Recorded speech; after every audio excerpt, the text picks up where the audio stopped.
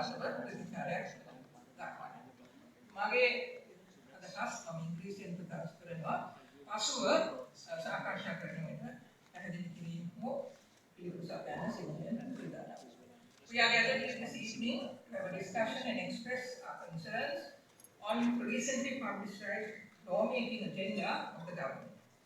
The content of the law will be discussed by other presenters. I wish to flag some issues of concern. What we see is a clear thread in all these laws.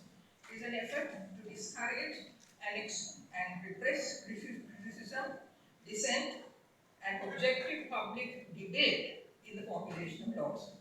The essence of democracy is that lawmaking should be consultative, and we have good examples of that, especially in the Right to Information Act, in the Domestic Violence Act, and so on.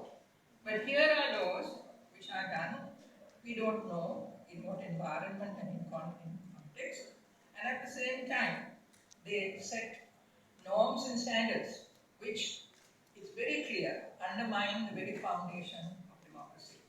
The government has already engaged in policies which have imposed untold hardship on the people.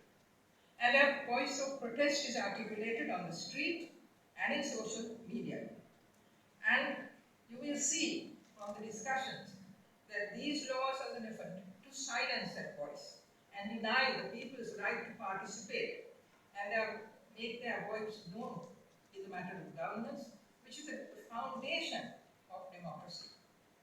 Lawmaking can either protect or violate the fundamental rights guaranteed to the people.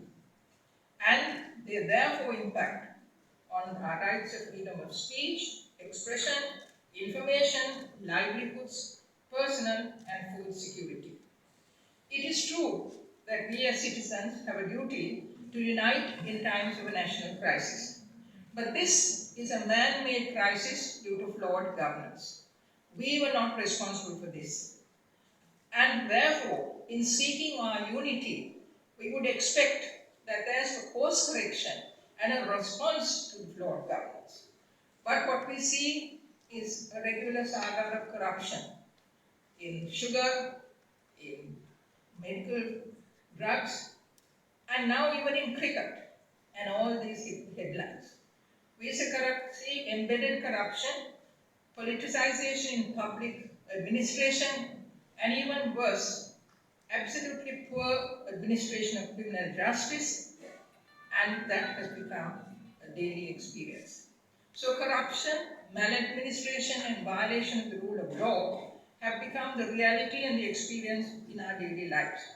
In a situation where burdens are imposed in the process of doing what is necessary, for example, in reformulating taxation policy, where is the equity, where is the balance in engaging in this kind of policy formation?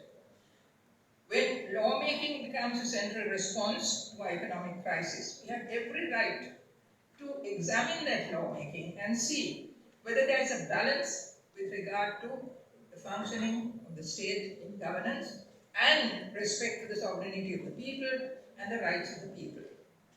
We know that in our country, even the courts cannot question laws that have already been passed, and therefore, if in an economic crisis you pass laws which undermine the very foundation of democracy, then where is the accountability to the people? So we must not facilitate and help to undermine democracy and create a path to authoritarian dictatorial governance. What does democracy mean to us?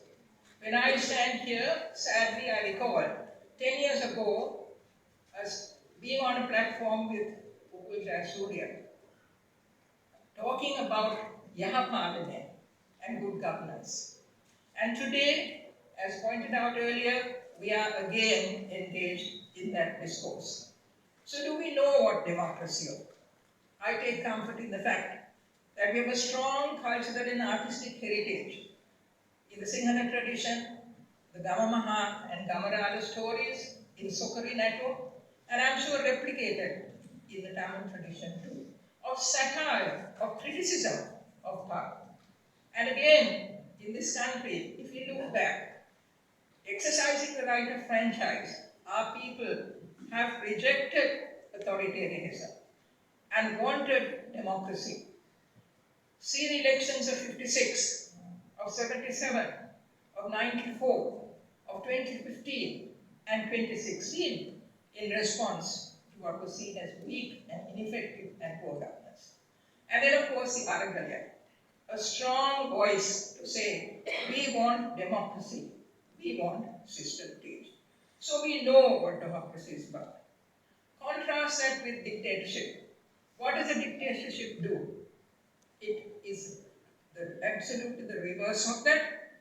And what it does is, it destroys the balance between the institutions of governance, the legislature, parliament, the courts, and the executive, and seeks to take on all those powers in one central institution. That is a mistake. And that balance between the three institutions is at the foundation